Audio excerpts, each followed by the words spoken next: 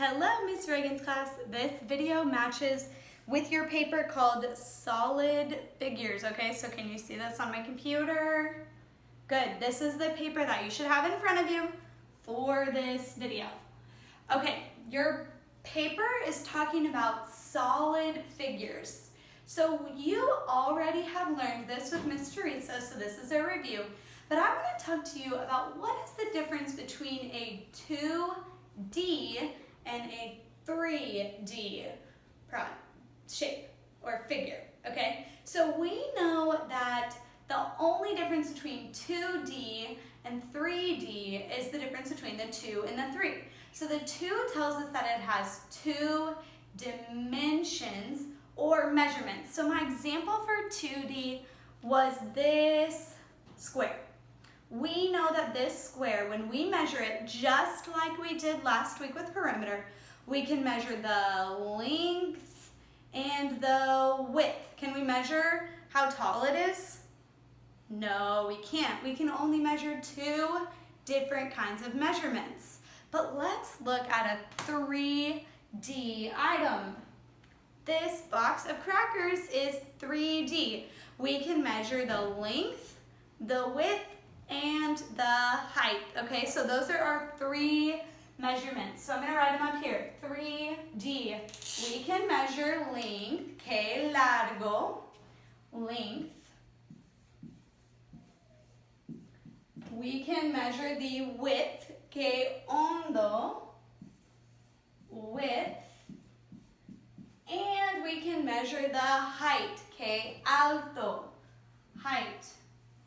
Length, width, and height, okay? Now, I'm going to show you some examples to go with each of these.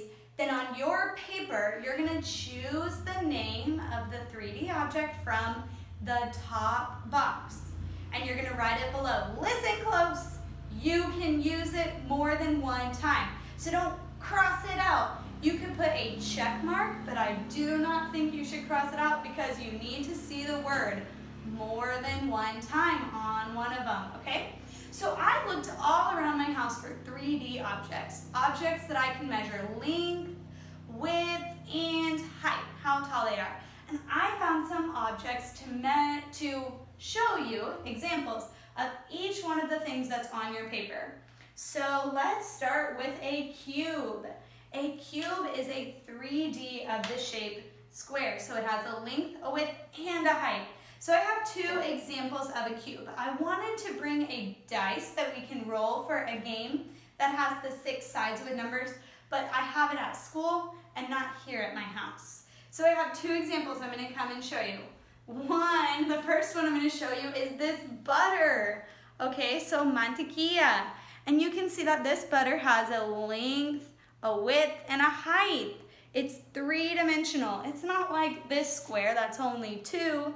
Look, it's tall. It has 3 dimensions. On a square, or on a cube, all the faces are squares and they're all the same. So here's another example. This is the thing that goes into the wall for my phone, and it has 6 sides or faces, and they're all the same. Okay, so there's my cube. I can write my example up here is butter. And the shape of a cube was the butter. All right, the next one is a sphere. A sphere, do you see the PH digraph that makes that sound? A sphere, esfera in español. So I chose for my sphere this globe. Not this plastic part, but the circle part. This is the sphere. Can you think of another example? I hope you're thinking maybe of a soccer ball. A sphere, it is round. It's a 3-dimensional circle. Length, width, and height. Okay, this is our example of a sphere. It's a globe. All right, a cylinder, okay. A cylinder has 2 sides and the rest is wrapped around. So each of these sides is a circle, okay? So this can of chicken broth is my example of a cylinder. You might drink Coke out of a lata, that is a can of Coke. I bet there are cylinders all around you. This candle is in the shape of a cylinder. There's lots of cylinders.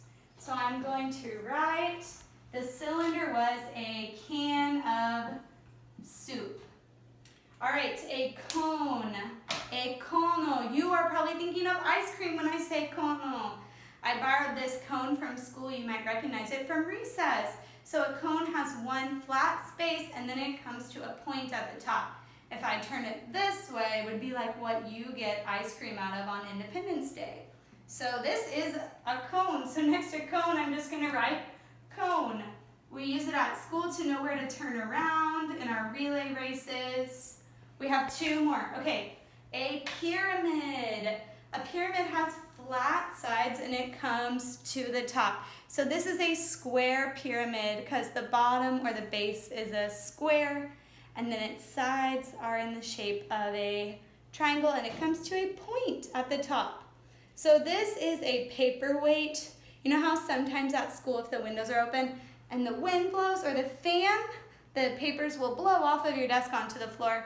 You can put this on some paper to make it heavier so that it doesn't blow away, like what I do with your pencil sometimes.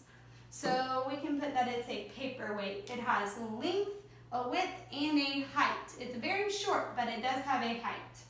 Pyramid was a paper weight.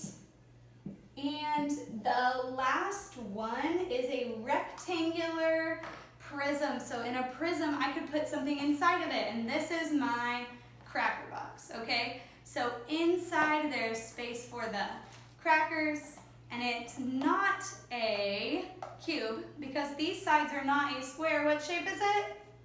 A rectangle, okay? So it has 6 sides like a cube, but the sides are mostly rectangles.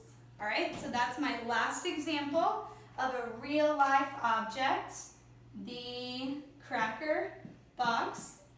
Now it is your turn to match the shape or the figure at the top with the item that you see below, okay? So you're going to write the name with the item, okay? Wow, they even used some of the same examples that I did. I must have made it so easy for you. I can't wait to see your work. Good job.